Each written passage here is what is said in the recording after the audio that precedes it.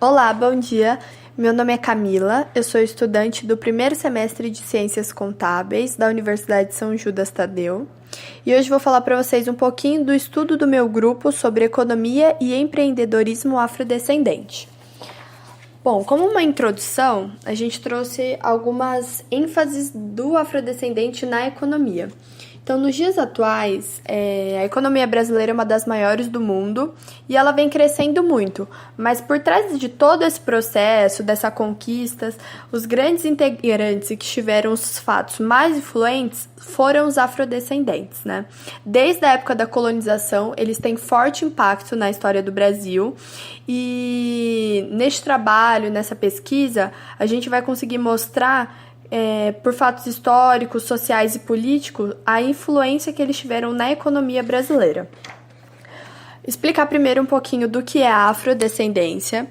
Então, quando se usa o termo afrodescendente, se resume a descendência de pais, avós, bisavós, todos os ancestrais que nasceram na África e vieram para o Brasil. Então, todas as pessoas que têm essa origem familiar. A formação do povo brasileiro é messiânica, né? Tem muita miscigenação, é a mistura de raças, é difícil não ter alguma mistura de raça no brasileiro. Então, assim, embora os afrodescendentes sejam identificados pela pele negra, a designação é realmente das pessoas que nasceram na África e depois nós temos a mistura, né? Da África com os índios, os brancos, e aí seria outra parcela dos afrodescendentes. Da população total do Brasil, 8% são negros e afrodescendentes, então é em torno de 15 milhões de pessoas. Os demais afrodescendentes são mestiços, então 45% na verdade desses afrodescendentes são mestiços. Em relação à política para os afrodescendentes, mesmo hoje, com toda a evolução, com toda a melhoria, ainda existe muita desigualdade social, né? A luta pelo racismo, as medidas políticas que vêm sendo adotadas, tanto no nível mundial quanto no nível nacional, para amenizar essas contradições, ainda não tomaram forma e a eficácia suficiente. Ainda não tem o resultado esperado por essa parcela da população. Então, o Brasil e outros países, junto com a ONU e as demais organizações, têm tentado tomar iniciativas para reverter essa situação e conseguir mostrar um resultado melhor. Por conta do passado do homem negro na economia, parece já ser uma coisa enraizada, uma coisa cultural, né? Essa forma de racismo, de exclusão, de forma de não dar preferência. Se a gente pegar o início da história do negro na economia, a gente vê que na época da escravidão, ele já tinha uma forte integração com a economia brasileira. Mas a história era muito triste, muito cruel, totalmente abominável, né? Os negros eram levados para terras que estavam sendo descobertas, colônias europeias, colônias da América, isso até chegar no Brasil. Então, eles tinham que desvastar matas, cuidar de fazendas, de gado, trabalhar de cana-de-açúcar, para dinamizar a economia. Então, assim, eles já tinham e já faziam a economia do mundo girar, já conseguiam ter um retorno melhor. Só que, assim, essa economia girava para quem trazia os negros, né, para os exploradores dos escravos. E eles faziam todo esse trabalho simplesmente para ganhar o alimento e um lugar para dormir, que a gente não pode nem assimilar com uma casa ou um quarto. Era simplesmente um espaço, muitas vezes sujo, no meio dos animais, um lugar muito sujo, não confortável, frio, não atendendo às necessidades humanas. Durante e depois desse período da escravidão, os negros do território brasileiro tiveram diversos movimentos abolicionistas, né? Eles foram iniciados em 1871 e a primeira lei foi a Lei do Ventre Livre, que tornava os filhos dos escravos livres, né? Os livros dos escravos, das mulheres que estavam grávidas, esses então seriam livres. Mas, apesar dessa nova lei do ventre livre, do favorecimento do povo negro, ela não trouxe consequências positivas, né? Na verdade, trouxe consequências negativas. O negro tinha muita dificuldade para inserção social, na economia e na educação. Então, os filhos deles não tinham respaldo, não tinham as necessidades assistidas. Aí, em 1888, depois de muito tempo, a princesa Isabel declarou a liberdade a todos os escravos, que foi conhecida como a Lei Áurea.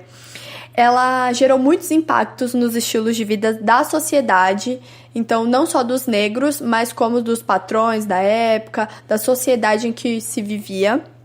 Os escravos eram libertos, mas eles não tinham condição de vida, não tinham qualidade alimentícia nem moradia. Então foi aí que surgiram os primeiros morros da Providência, que é onde surgiu as primeiras favelas do Brasil. Eles não tinham estrutura de trabalho, não tinham estrutura de vida, e os seus senhores, de qualquer forma, também não tinham a mão de obra, as atividades agrícolas, nem o auxílio doméstico, então o ciclo de produção estava inoperante. O que fazia muitos escravos acabar voltando para o antigo trabalho, para conseguir ter comida, onde morar, onde criar os filhos, e o que favorecia, então, os seus senhores, né? Que tinham, de novo, todo esse ciclo de produção voltando a circular novamente.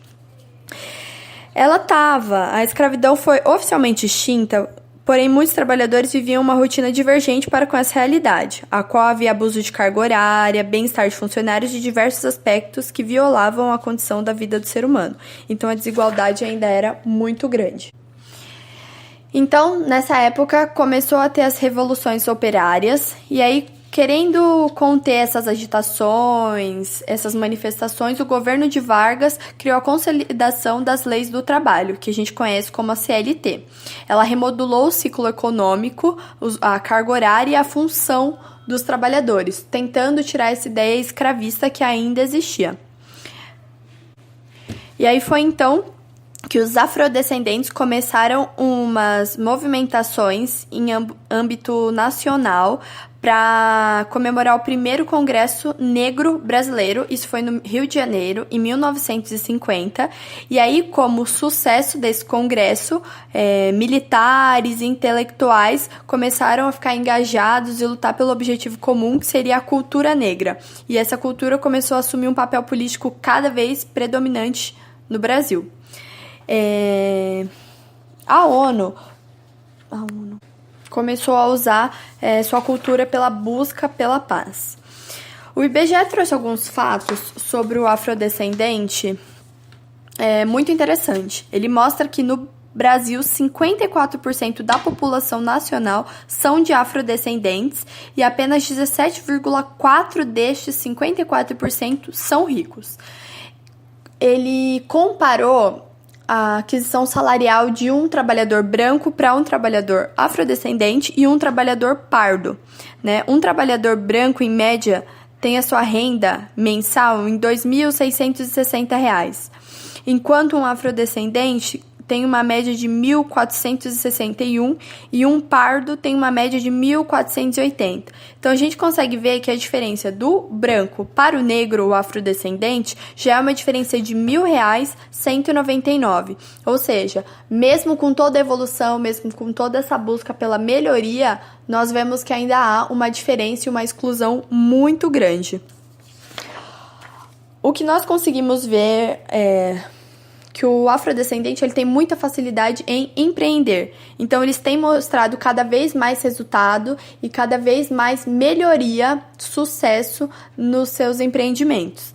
Então, nos últimos 10 anos, os afrodescendentes cresceram uma média de 27% como líderes de empresas, segundo uma matéria publicada no site Exame. O PNAD, que é a Pesquisa Nacional por Amostra de Domicílios, mostrou que 50% dos donos de negócio... Bom dia, gente. Bom dia, doutor. Tudo bem? Tudo já. Frio, né?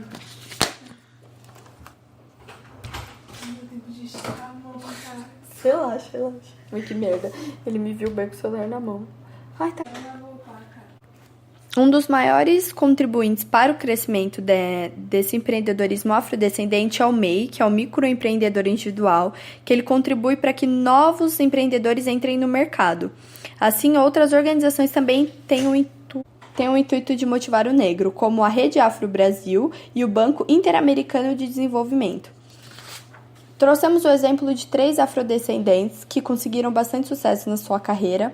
Foram Ian Black, que é dono da agência New Vegas, que hoje tem mais de 30 funcionários e já ganhou 2 prêmios em Cannes, o maior festival de publicidade do mundo. Júlio de Campos, que foi um multi-investidor, começou a comprar de 10% a 100% de participações em empresas e hoje ele é dono de uma gráfica, de uma agência de publicidade, distribuidora de perfume, loja de roupas, academia de ginástica, pousada e locadora de veículos. Juntas, essas empresas faturam cerca de R$400 mil por mês. E o exemplo de Amanda Coelho, que tem 31 anos, ela abriu um salão de cabeleireiro especializado em cabelos crespos. Hoje ela e mais 5 profissionais comandam esse salão e ainda fornecem cursos profissionalizantes sobre a área. Contudo, uma base de estudo é que o reflexo dessas novas empresas criadas por afrodescendentes movimenta cerca de 12 bilhões de reais por ano na economia nacional. Com base em todos esses estudos, não há dúvida que o afrodescendente é fundamental na economia brasileira, né? Ele trouxe uma das maiores diferenças, evoluções, e a economia não seria metade do que ela é hoje, mesmo sofrendo com inúmeras dificuldades para conseguir chegar até a conclusão de algum empreendimento ou algum cargo de liderança. Então, por isso, precisamos dar força, criar novos movimentos, acabar com essa invisibilidade que muitas vezes os afrodescendentes acabam passando e mudar esse conceito de preconceito racial, social e assim conseguir ter um país melhor, com uma evolução econômica e um empreendimento cada vez mais revolucionário.